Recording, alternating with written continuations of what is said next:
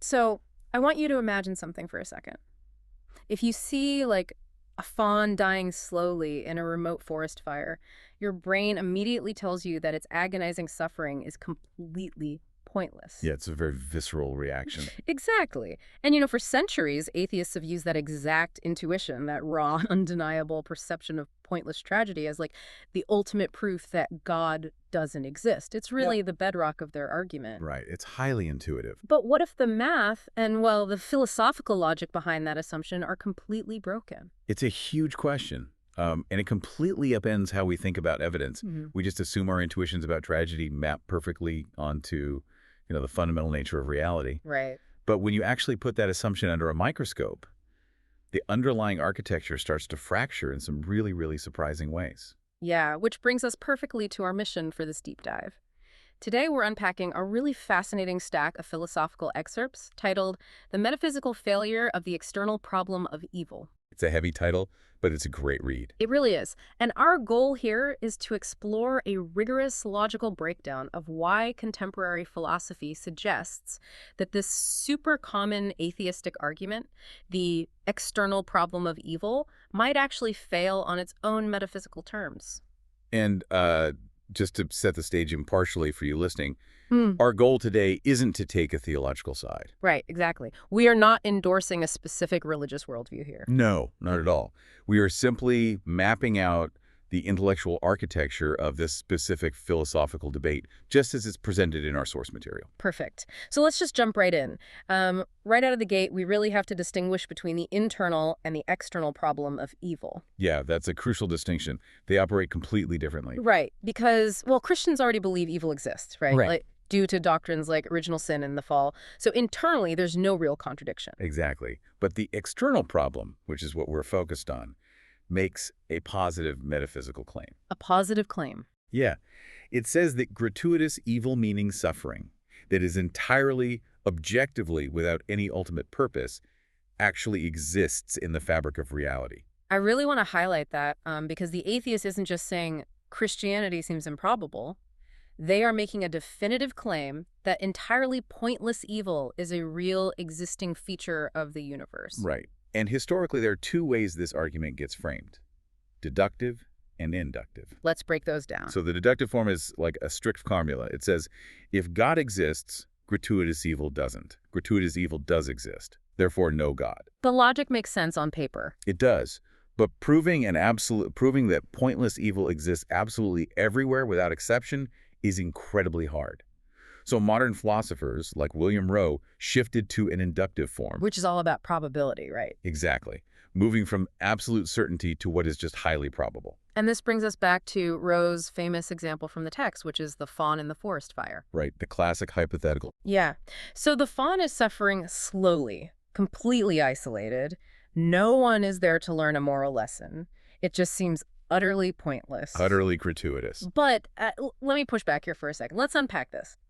If I'm an atheist looking at that fawn, don't I just have to point at the obvious horrific suffering to make my case? I mean, we trust our eyes for everything else. Well, that's the pivot. That connects to the text's central thesis. Yeah. There is a massive dialectical difference between something that appears gratuitous and something that is actually gratuitous. Okay, so appearance versus reality. Exactly. And the atheist is the one bearing the burden of proving that transition.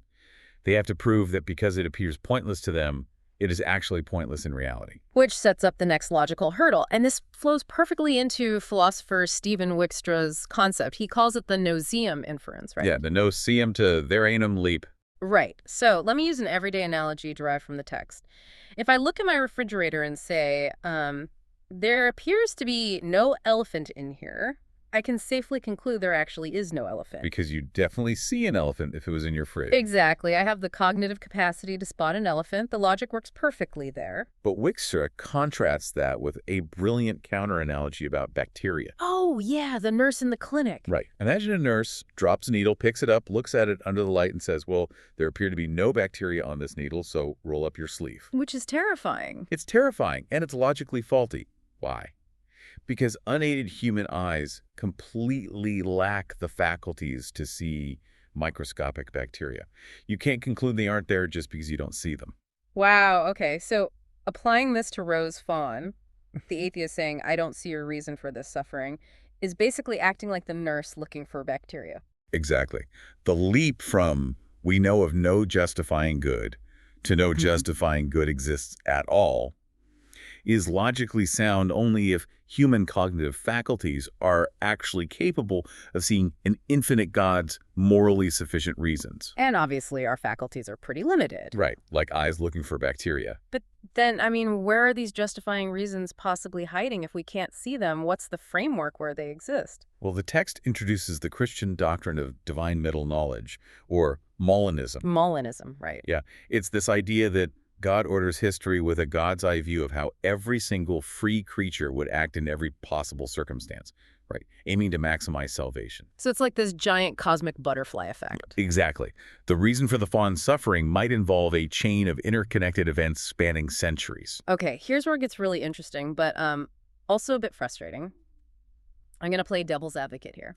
Go for it. If God's reasons are hidden in some four-dimensional chess match centuries away, isn't that just a convenient cop-out? It definitely sounds like one at first. Right. Like, it makes the theist's claim completely unfalsifiable. You can just wave away any tragedy by saying, oh, the reason is in the future. It's a completely fair critique. But the text provides a really brilliant counter to this. Non-theists actually concede this exact same cognitive limitation in other secular fields all the time. Wait, really? Like, where? Like in history.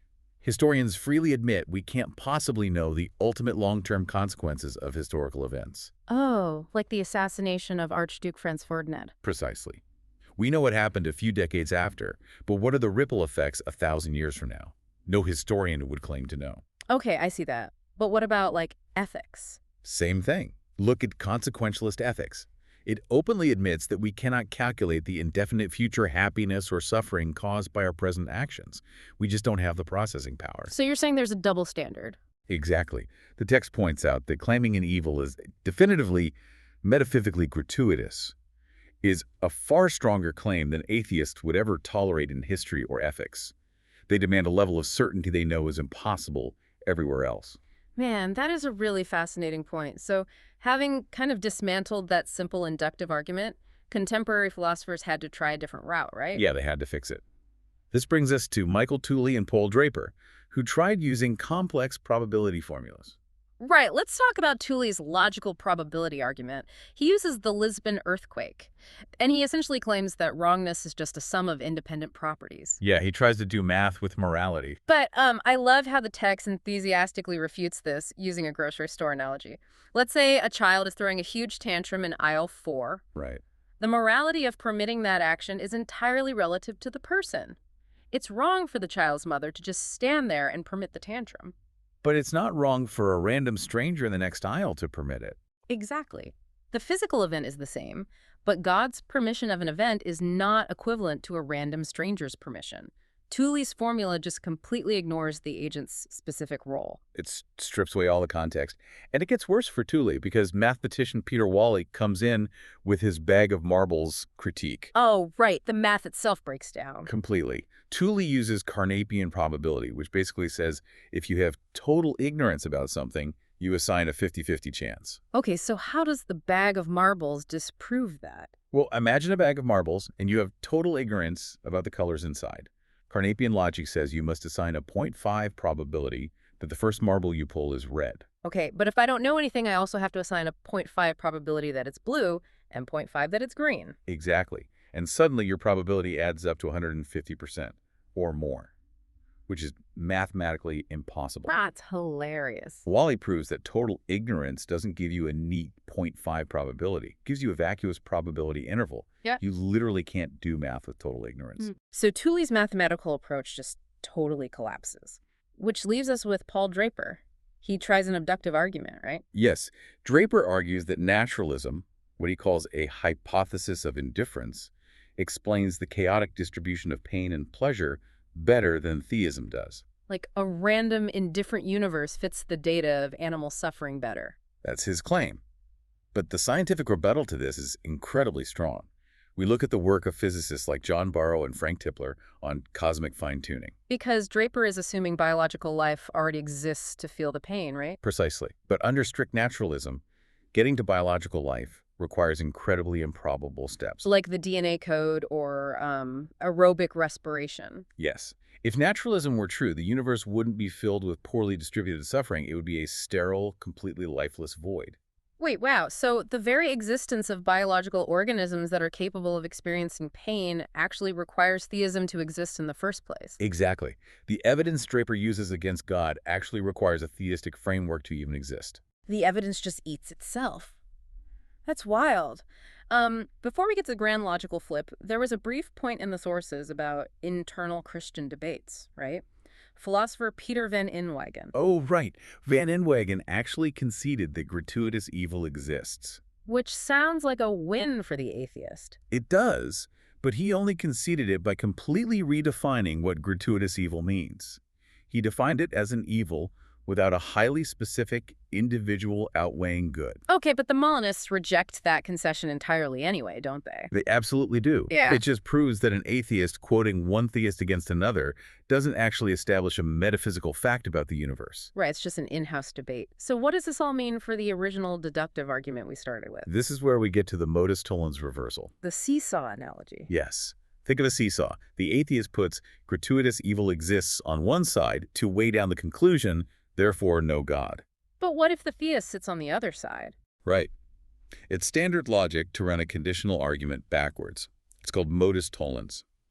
The theist says, if God exists, gratuitous evil does not exist. Okay. Then they add their premise. Okay. God does exist. Yeah. Therefore, gratuitous evil does not exist. So whoever has the heavier independent evidence on their side of the seesaw wins the argument. Exactly. And theist philosophers load up their side with substantial independent evidence. Like the cosmological argument. Right. And teleological arguments, moral arguments, ontological arguments, plus the historicity of Jesus and global religious experience. That's a lot of weight on the seesaw. It is. Philosopher Daniel Howard Snyder diagnoses this perfectly. He says the problem of evil is only actually a problem if you have, in his words, lousy grounds for believing in theism in the first place. So if your independent grounds for God are strong, the existence of evil just becomes evidence that what appears gratuitous actually isn't? Exactly. You know the bacteria is on the needle even if you can't see it because you have independent reasons to trust the science. That is such a powerful synthesis. This has been an incredible journey for you listening. Let's just quickly summarize the big takeaway here. Sounds good. The atheist's external problem of evil basically fails to establish its positive metaphysical claim. Why? Because it relies on an unjustified leap from appearance to reality. It completely ignores our cognitive limits. Right. It stumbles on probability math with the bag of marbles, and ultimately, it gets reversed entirely by the independent evidence for theism. And, connecting this back to you, the listener, this deep dive is really a masterclass in critical thinking. It really is. It teaches us all to be incredibly cautious about making definitive claims based solely on what we cannot see, whether we're talking about philosophy, science, or just our own personal lives. Yeah, that epistemic humility is so key. Yeah. And on that note, I want to leave you with one final lingering question to just mull over on your own. Oh, I like this. If our strict cognitive limitations prevent us from definitively declaring a tragic event metaphysically pointless, does that exact same limitation also prevent us from declaring a seemingly wonderful event metaphysically meaningful? That is a fascinating flip. Right. Like if we really can't see the whole tapestry, how much of our everyday judgment is just guessing at the threads?